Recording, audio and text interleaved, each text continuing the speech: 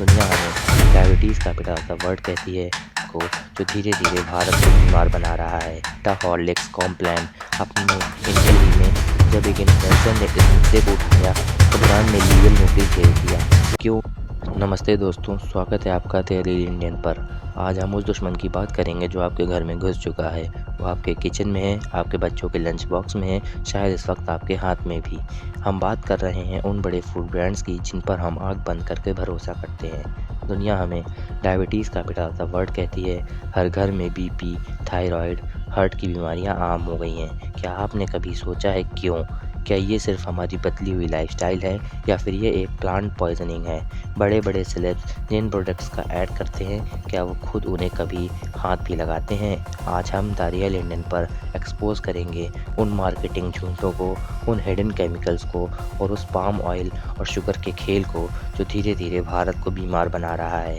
तैयार हो जाइए, क्योंकि आज के बाद आपका किचन और आपकी शॉपिंग ट्रॉली कभी पहले जैसी नहीं रहेगी। शुरुआत करते हैं हमारे बच्चों से। हर माँ चाहती है उसका बच्चा टॉल और स्ट्रॉन्ग और शार्प बने, और इस ममता का फ़ायदा उठाते हैं health drink brands. Bournvita, Horlicks, Complan, आपने इनके एड्स देखे होंगे, लेकिन क्या आपने कभी इनके डब्बे के पीछे का न्यूट्रिशन लेबल पढ़ा है? अगर आप ध्यान से देखेंगे तो आपको पता चलेगा इनमें से ज़्यादातर प्रोडक्ट्स में 50% से 70% तक सिर्फ शुगर होती है। के लेबल्स पर माल्टोडेक्स्ट्रिन, सक्रोज या लिक्विड ग्लूकोज जैसे टेक्निकल नाम लिखे होते हैं। ये सब चीनी के ही अलग रूप हैं। जब आप अपने बच्चे को 2 चम्मच ये पाउडर देते हैं तो आप उसे दूध नहीं बल्कि शुगर सिरप पिला रहे हैं। इससे बच्चे को इंस्टेंट एनर्जी तो मिलती है, लेकिन लॉन्ग टर्म में ये उनकी इम्यूनिटी और मेटाबॉलिज्म को तबाह कर रहा है। हाल ही में जब एक इन्फ्लुएंसर ने इस मुद्दे को उठाया तो ब्रांड ने लीगल नोटिस भेज दिया। क्यों? क्योंकि सच्चाई उन्हें करोड़ों के बिजनेस के लिए खतरा है। गवर्नमेंट ने अब इन प्रोडक्ट्स को हेल्थ ड्रिंक की कैटेगरी से हटाने का ऑर्डर दिया है, लेकिन क्या इससे इनका कॉम्पोजिशन बदलेगा? नहीं, ये सिर्फ मार्केटिंग का एक नया रास्ता ढूंढ लेंगे। अब आते हैं हमारे नाश्ते पर। डाइजेस्टिव बिस्किट्स, ओट्स, कुकीज़ और होल व्हीट ब्रेड।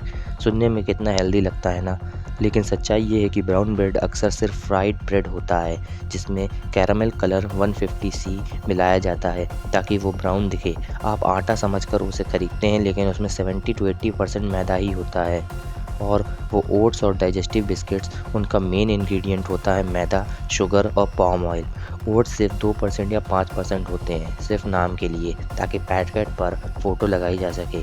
इसे कहते हैं गिमिक मार्केटिंग। ब्रांड जानते हैं कि हम हेल्थ कॉन्शियस हो रहे हैं, इसलिए वो लेबल्स को ग्रीन और नेचुरल दिखाते हैं, लेकिन अंदर वही सस्ता और गंदा माल भरा होता है।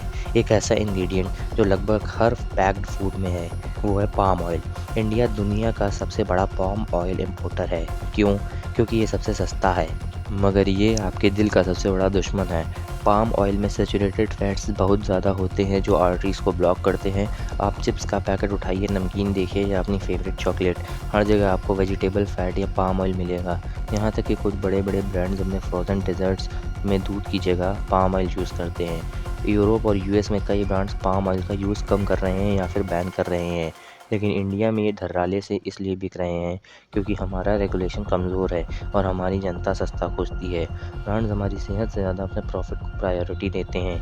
भारत मसालों का देश है, लेकिन जब हमारे सबसे पुराने और भरोसेमंद मसालों पर विदेश में बैन लग जाता है तो दिल बैठ जाता है। हाल ही में एमडीएच और एवरेस्ट जैसे ब्रांड्स में मसालों में एथिलीन ऑक्साइड पाया गया।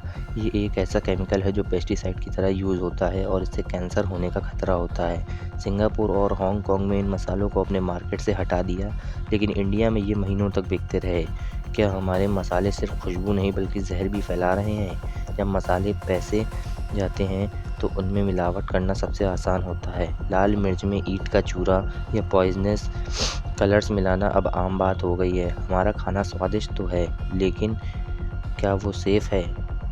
फूड ब्रांड्स एक और चालाकी करते हैं टेक्निकल नेम्स लिख के। वो शुगर नहीं लिखेंगे, वो लिखेंगे आइसोमेट या HFCs। वो केमिकल्स नहीं लिखेंगे, वो लिखेंगे INS211 या E621। ये कोड्स इसलिए हैं ताकि आम आदमी समझ ही ना पाए कि वो क्या खा रहा है। बहुत सारे शुगर फ्री प्रोडक्ट्स में एस्पार्टेम होता है, जो चीनी से भी ज़्यादा खतरनाक हो सकता है। हमारी डिमांड है कि front of the pack labelling होनी चाहिए। पैकेट के सामने बड़े बड़े अक्षरों में लिखा होना चाहिए कि इसमें कितनी चीनी और कितना नमक है। जैसे चिली और मेक्सिको में देशों में होता है, लेकिन इंडिया में लॉबी इतनी मजबूत है कि कानून बनने ही नहीं देती। तो दोस्तों, सोल्यूशन क्या है? क्या हम सब खाना छोड़ दें? नहीं, हमें बस सचेत बनना है, लेबल पढ़ना सीखना है। अगर पहले 3 इंग्रीडिएंट्स में शुगर, मैदा या पाम ऑयल है तो उसे वहीं छोड़ दो।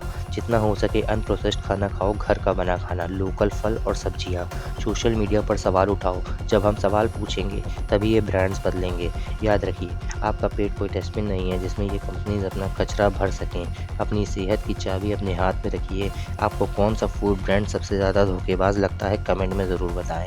अगर आपको ये फूड एक्सपोजर ज़रूरी लगा तो द रियल इंडियन को सब्सक्राइब करें और इस वीडियो को हर परिवार के साथ शेयर करें। मिलते हैं अगले वीडियो में एक और सच्चाई के साथ। तब तक के लिए जय हिंद।